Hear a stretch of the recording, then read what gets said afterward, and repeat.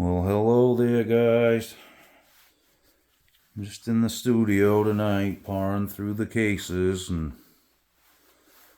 unbuckling latches and stuff. That's a pretty cool sound, though, isn't it? I should have waited and then unbuckled them so you could have heard them. I don't know. It's a weird thing about guitar collecting. It's like one of your favorite sounds or something. All right. Well, what we got here is a couple of Canadian-made guitars. These are Simon and Patrick Luthier. And these guitars are from around 1984, maybe 85. Trying to think when we got these. The one on the right here you see belonged to me, and the one on the left was my brother's. And they're a little different. I'm going to show you the differences. Mine has a maple back and sides with a spruce top, and his is spruce with mahogany. His has a rosewood board, and this one over here has a ebony board. These are really early ones, guys. The one on the left is serial number 74, and the one on the right is serial number 84. They're 10 apart.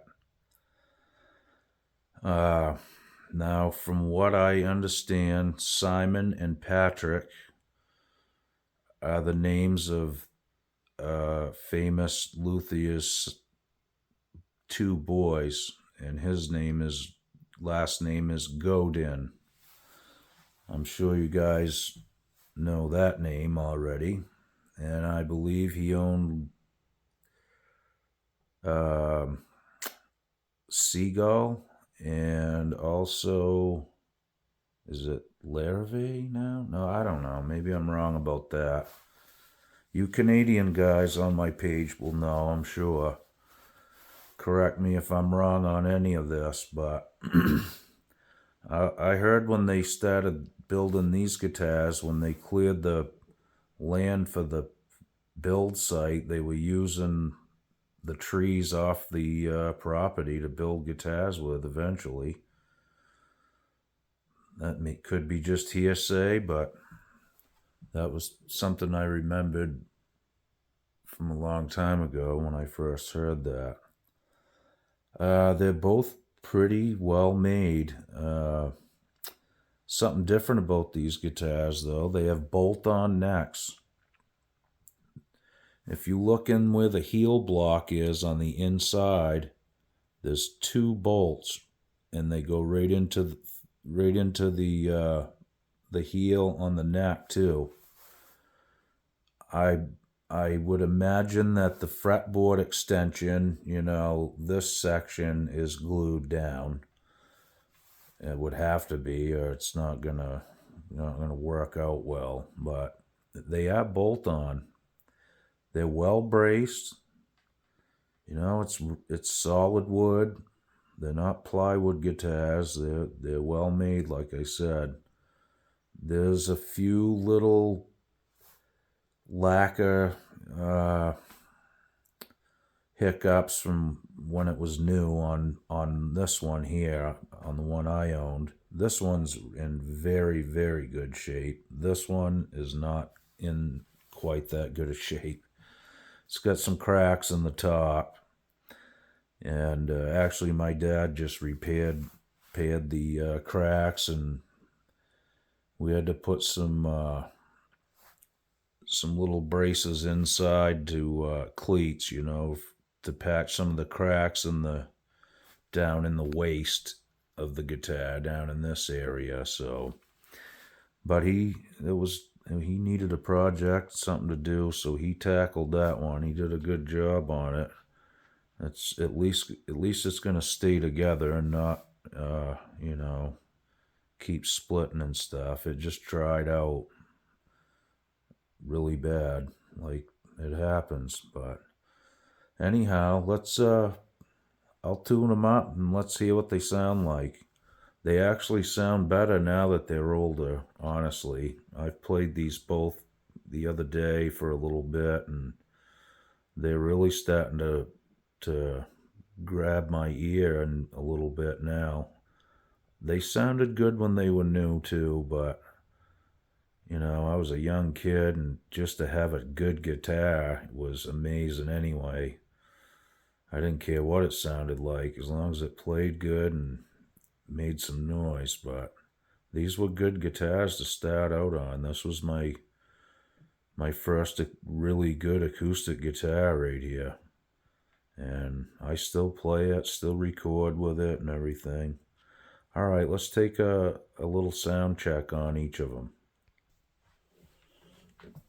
Okay, so this one's the one that belonged to me originally. Some nice, pretty maple on the back and sides.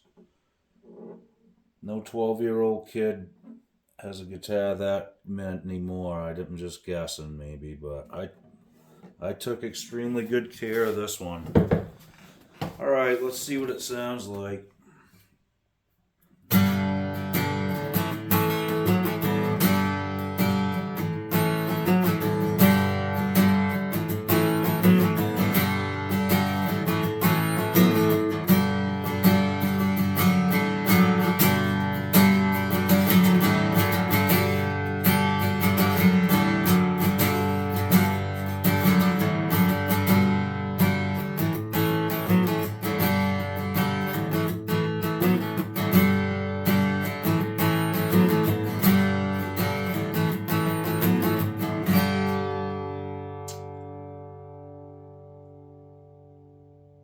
Wow, tons of sustain. Man, I'll tell you, this guitar has changed a lot in its lifetime. The sound quality is so different from when I first remember playing this. I mean, I look at the back of the neck. I mean, I wore the finish off it. Literally, that's not from sandpaper. That's from playing it. But this thing sounds so different. I mean, I like it. It sounds better to me. The maple back and sides gives it a little brighter sound. Good for like bluegrass stuff. That fast bluegrass pick and stuff. I can't do that stuff, but it's got a bright, really responsive,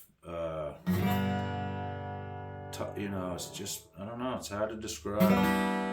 It really reacts to your attack instantly, is what I'm getting at. Okay, let's listen to the other one.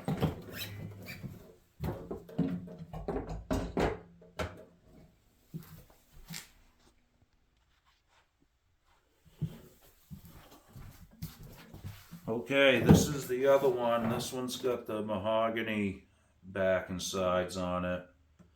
It's had a lot of cracks repaired on it in the top, in the waist, on this waist, some on the lower. I had to put a new plug a hole, and I put a new strap button on. Someone drilled I don't know, it was almost a 3/4 inch hole in there. It's terrible. Anyway, let's see what she does.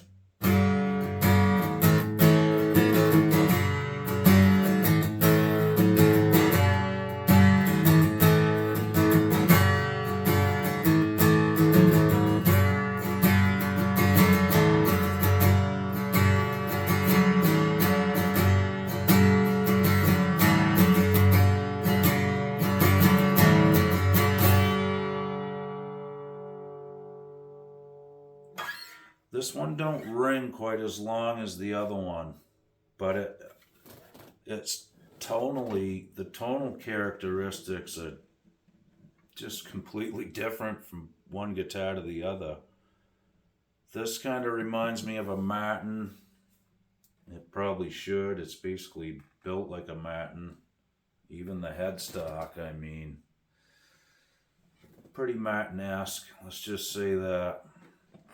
And the bolt on, like I said, pretty crazy. Pretty crazy technology. The necks have a real kind of a wedge kind of feel and shape to them.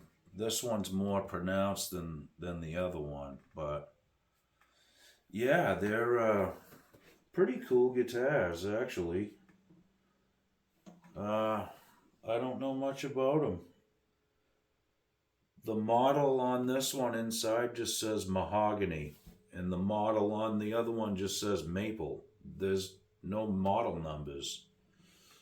And like I said, the serial number on this is 0074. The serial on the other one is 0084. So these are pretty early examples. I mean, the back on this one's pretty nice. It's nice looking mahogany and stuff. The sides too, nice top. Rosewood board. Completely different guitars, really. And, you know, they shouldn't sound even close to being the same. And they don't, but I really used to like the sound of this one. This was my brother's. When we were young, I always liked the sound of this one better than mine. But I'm going to have to eat crow on it now because mine sounds way better to me than this one. This sounds good, don't get me wrong, but I like the sound of mine a little better, I think. That's just me. This has got 10s on it too. That had 11s on it, you know.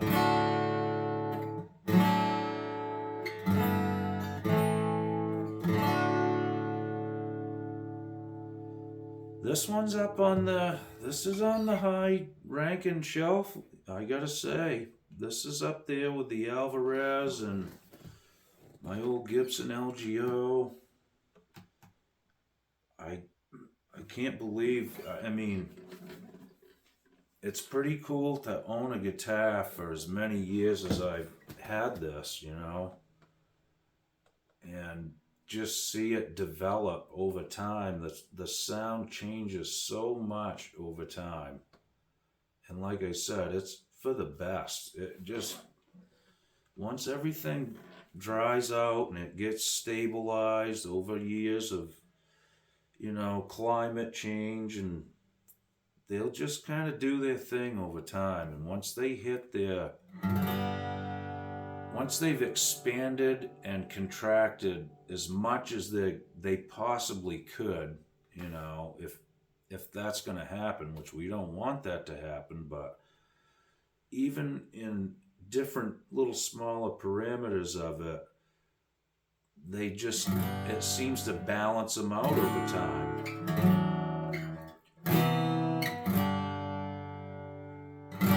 This is really bright sounding to me still though, but it's really nice. It sounds good to play, you know, it sounds probably good to listen to too, but you know how it is when you're playing the actual guitar, it's totally different than what your audience is hearing, so forth, or the microphone.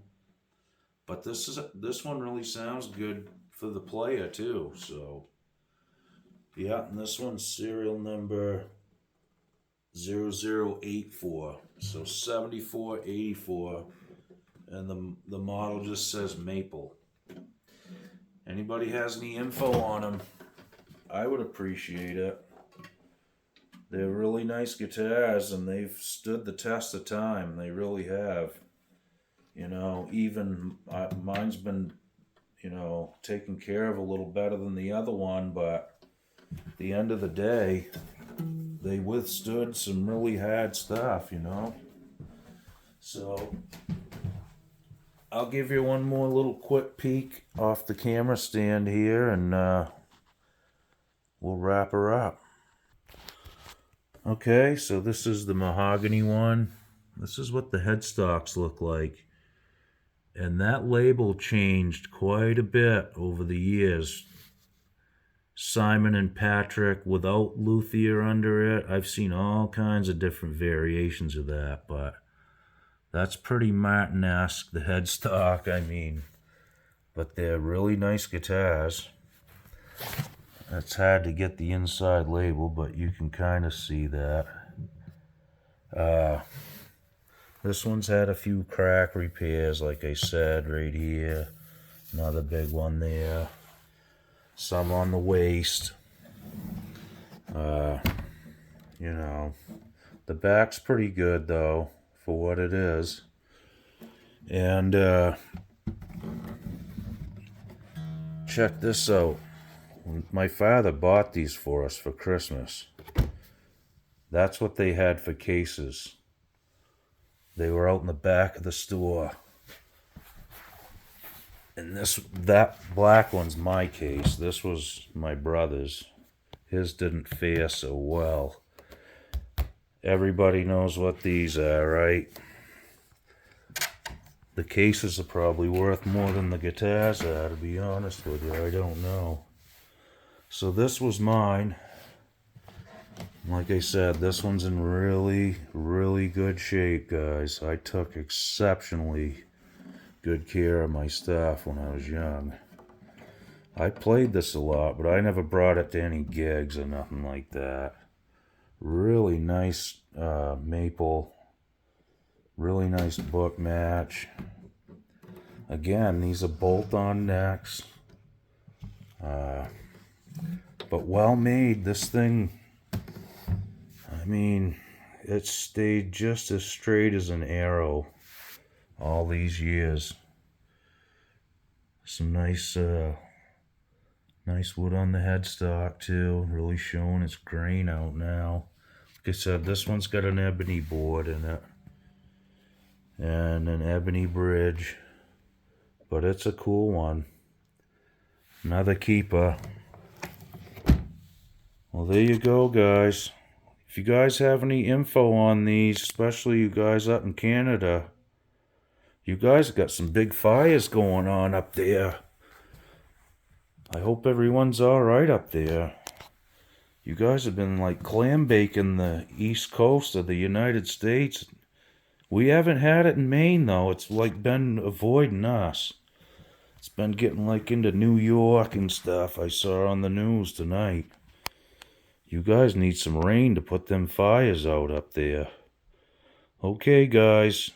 Everybody be safe. We'll talk to you soon.